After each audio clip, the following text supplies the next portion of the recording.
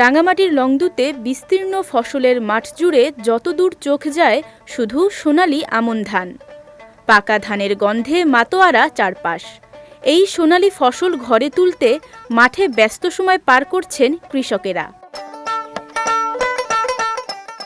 চলতি মৌসুমে সার ও কীটনাশকের মূল্যবৃদ্ধিতে আমন চাষের উৎপাদন খরচ বাড়লেও বাম্পার ফলনে খুশি চাষিরা।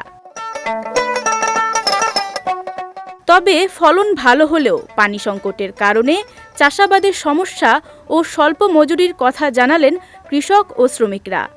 বছর আমরা ধান চাষ করে খুবই লাভবান, কিন্তু বছরে একটি সিজনে আমাদের ধান চাষ করা হয়, কিন্তু বাকিটা সময় আমাদের ধান চাষ হয় না, কারণ আমাদের এখানে পানির কোনো ব্যবস্থা নেই।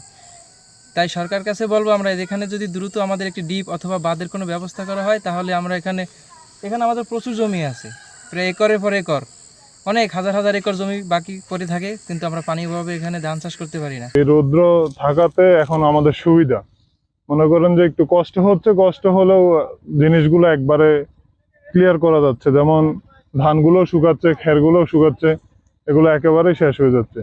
অন্যদিকে এবছর বন্যায় ক্ষতিগ্রস্ত এলাকার কৃষকদের প্রণোদনা দেওয়ার কথা জানান এই কৃষি কর্মকর্তা। লংগদু উপজেলায় আমাদের আমনের বাম্পার ফলন হয়েছে, এবং এবারও হয়েছে। যেখানে বন্যায় ক্ষতিগ্রস্ত হয় নাই সেখানে হয়েছে, আর যেখানে বন্যায় ক্ষতিগ্রস্ত হয়েছে ওখানে একটু কৃষকরা মার খাইছে। ওখানে সরকার প্রণোদনা আওতায় এনে ওদেরকে আবার ধান, সার, বীজ, উপকরণ বিতরণ করছে।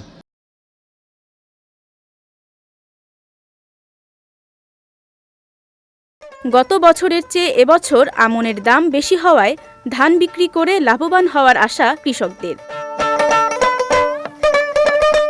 বিজয় টিভি নিউজ ডেস্ক।